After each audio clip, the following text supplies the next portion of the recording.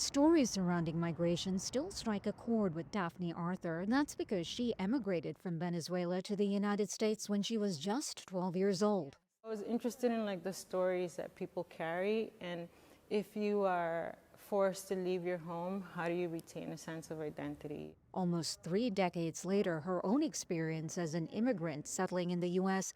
has helped inform her work as an artist and was the genesis of her newest exhibition. I saw a segment of people in the border of the U.S. and Mexico, and there were Haitians and Central American individuals that were attempting to cross the border, and they were using tents as their mobile homes.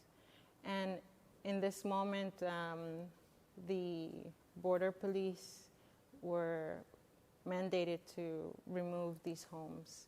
And so I was kind of perplexed by this idea of the fragility of a tent as a home, something that kind of helps you feel safe, but also the tenuous elements of the material and how easily it was to be disposed of. The Yale School of Art trained artist says it was that image that provoked her to question what a home truly is, merely a physical structure or a more complex intertwining of emotional and cultural heritage. Fragile Intangibilities is the result of her search for those answers.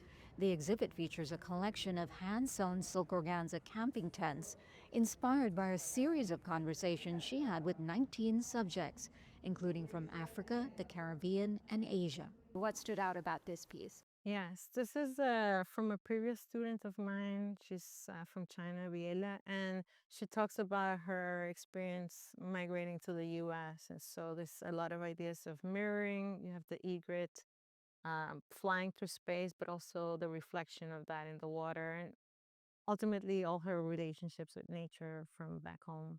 Arthur says there are 7 works of art on display at the gallery representing the story of immigrants that have come to the United States and that she interviewed for this project.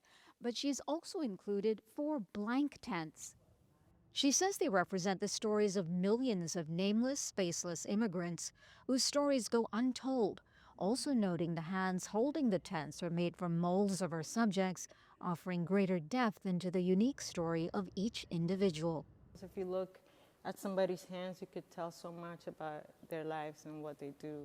The installation is part of the Artist in Residence program at Project for Empty Space in New Jersey.